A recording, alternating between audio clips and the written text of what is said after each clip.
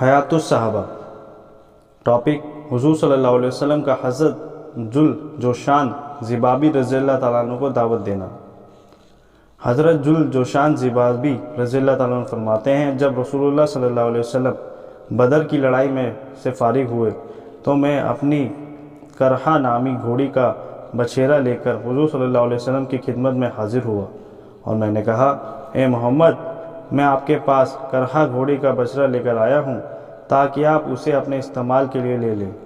آپ نے کہا، مجھے اس کی کوئی ضرورت نہیں، ہاں اگر تم چاہو تو میں تمہیں اس کے بدلے میں بدر کی کوچوں میں سے تمہاری پسند کا ایک کوچ دے دوں۔ میں نے کہا، میں اس کو آج اونچے درجے کے گھوڑے کے بدلے میں دینے کو تیار نہیں ہوں۔ آپ نے فرمایا، مجھے اس کی ضرورت نہیں۔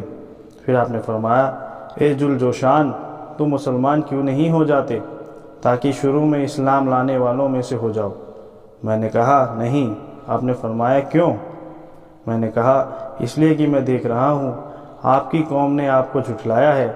آپ نے فرمایا، بدر میں اس کی ہار کے بارے میں تمہیں کیسی خبر پہنچی؟ میں نے کہا، مجھے ساری خبر پہنچ چکی ہے۔ آپ نے فرمایا، ہمیں تو تمہیں اللہ کی سیدھی راہ بتانی ہے۔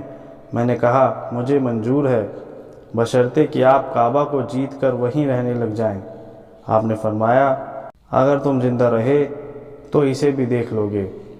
پھر آپ نے ایک آدمی سے فرمایا، او فلانے، اس آدمی کا تھیلا لے لو اور اس میں راستے کے لیے اجوا کھجوریں ڈال دو۔ جب میں واپس ہونے لگا تو آپ نے صحابہ سے فرمایا، یہ آدمی بنی عامر کے سب سے اچھے گھوڑ سواروں میں سے ہے۔ حضرت جلجوشان فرماتے ہیں کہ اللہ کی قسم، میں گور نامی جگہ میں اپنے گھر والوں میں تھا، اتنے میں ایک سوار آیا۔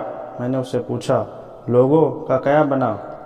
اس نے بتایا، اللہ کی قسم، محمد کعبہ پر غالب آ چکے ہیں، اس میں ٹھہرے ہوئے ہیں۔